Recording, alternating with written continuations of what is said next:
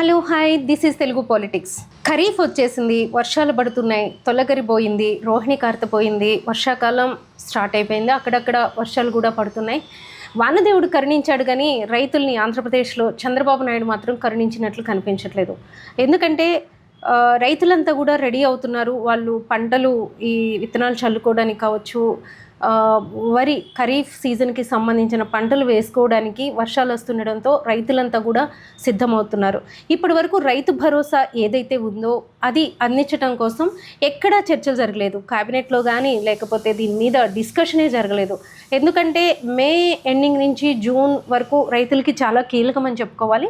ఇప్పుడే వీళ్ళు పంటలు వేసుకుంటారు కాబట్టి రైతులకు సంబంధించిన సాయం ఏదైతే ఉంటుందో వాళ్ళు నాట్లు వేసుకునే దగ్గర నుంచి మొత్తం అంతా కూడా అంటే విత్తనాలు తెచ్చుకోవడం, అలానే మందులు తెచ్చుకోవడం, వాళ్ళు ఏదైతే రైతులకు కావాల్సిన ఒక భరోసా ఏదైతే ఉందో ఆ భరోసా ఇచ్చే విషయంలో ఇంతవరకు రాష్ట్ర ప్రభుత్వం ఏమీ మాట్లాడట్లేదు. ఎప్పుడు ఇస్తారు ఏంటి ఏమీ కూడా దీని మీద చర్చ జరగట్లేదు. బట్ రైతులు మాత్రం వాళ్ళైతే రెడీ అయిపోవాలి. ఇక్కడ మనం ఒక విషయం చూసుకుంటే మే చివరికల్లా ఏడాదికి సంబంధించి 13,500 రూపాయలని గత ప్రభుత్వం వైసీపీ ప్రభుత్వం అందించింది. సో మే ఎండింగ్ కల్లా ఆ టాస్క్ని పూర్తి చేసింది 5 సంవత్సరాలు కూడా వైసీపీ ప్రభుత్వం. సో ఇప్పుడు వచ్చిన ప్రభుత్వం ఇప్పుడు జూన్ కూడా ఎండింగ్కి వచ్చేసింది. జూన్ ఎండింగ్ అవుతున్నా కూడా ఇంతవరకు దీనికి సంబంధించిన చర్చలు కానీ దీనికి ఎప్పుడు రిలీజ్ చేయబోతున్నారు, ఎప్పుడు ఈ డబ్బుల్ని రైతు భరోసాగా ప్రభుత్వం ఇవ్వబోతుందన్న విషయం చెప్పట్లేదు. ఇంకా ఈ 13,500 రూపాయలు ఏదైతే వైసీపీ ప్రభుత్వం ఇచ్చిందో దానికి అదనంగా 20,000 రూపాయలు, మొత్తం కలిపి 20,000 రూపాయలు ఇస్తామని చంద్రబాబు నాయుడు హామీ ఇచ్చారు. సో ఆ హామీ గురించి కానీ లేకపోతే ఎప్పుడు ఇస్తున్నారన్న విషయం కానీ ఇప్పటి వరకు ఎక్కడా కూడా చర్చలు లేవు. మరి ఈ టైంలో ఇవ్వకపోతే రైతుల పరిస్థితి ఏంటి? రైతులు అసలే ఇప్పుడే నేను ఒక చిన్న ఒక క్యాప్షన్ కూడా చూశాను. ఒక రైతు సోదరుడు తను ఫేస్బుక్లో ట్యాగ్ చేశారు.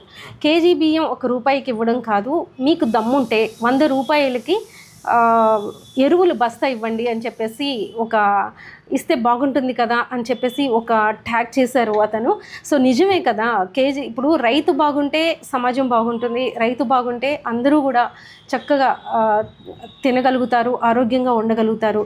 సో ఆ రైతుని పట్టించుకోవటం వదిలేసి బియ్యం ఇస్తాం కేజీకి, ఆ బియ్యం తినండి అనడం కన్నా ఆ బియ్యాన్ని పండించే ఆ వడ్లను పండించే రైతులకి నిజంగా సాయం చేస్తే ఎంతో ఉపయోగం కదా అని చెప్పేసి క్యాప్షన్ ఆ ట్యాగ్ చూసిన తర్వాత నాకు అనిపించింది. సో ఇప్పుడు ఆ ట్యాగ్ని దృష్టిలో పెట్టుకుని ఈరోజు ఈ వీడియో చేయాలి రైతులకి సంబంధించి అని చెప్పి కూడా అనిపించింది. ఎందుకంటే ఇప్పుడే సీజన్ స్టార్ట్ అయింది.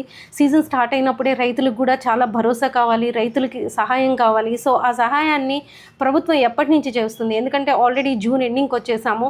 సో పంటలు కూడా వేసేసుకుంటున్నారు, నార్లు వేసేసుకున్నారు కూడా ఆల్రెడీ. ఎందుకంటే ఆంధ్రాలో వర్షాలు ఈసారి కొద్దిగా ముందుగానే వచ్చి కురుస్తున్నాయని చెప్పుకోవచ్చు.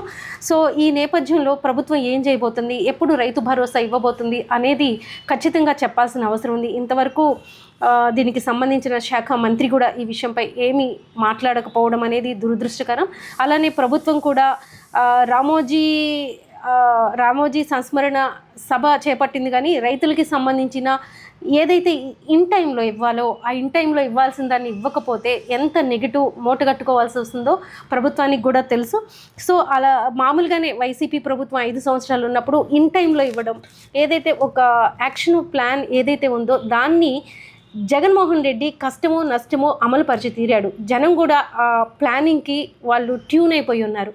సో ఈ టైంకి ఇవ్వకపోతే ఇప్పుడు టీడీపీ ప్రభుత్వం మీద వాళ్ళు రైతుల ఒక ఆగ్రహాన్ని కూడా చవిచూడాల్సి ఉంటుంది. ఇంత స్టార్టింగ్ స్టేజ్లోనే ఇప్పుడే ప్రభుత్వం కూడా ఏర్పాటైంది. సో ఏర్పాటైన కొత్తల్లోనే వాళ్ళకి 7,000 రూపాయలు పెన్షన్ ఇవ్వటం కానీ అలానే ఈ రైతు భరోసా ఇవ్వటం కానీ ఇవన్నీ కూడా ఇమీడియట్గా వచ్చేసిన అంశాలు కాబట్టి వీటి మీద చర్య తీసుకోవాల్సిన అవసరం కూడా ఉంది. సో రైతులకి ఎప్పటి నుంచి ఈ ఖరీఫ్కి సంబంధించి సాయం కావచ్చు, లేదా అదే రైతు భరోసా 20,000 రూపాయలు ఇస్తామని హామీ ఇచ్చారు, అది ఎప్పటి నుంచి ఇవ్వబోతుంది ఈ ప్రభుత్వం అనేది ఆన్సర్ చేయాల్సిన అవసరం ఉంది.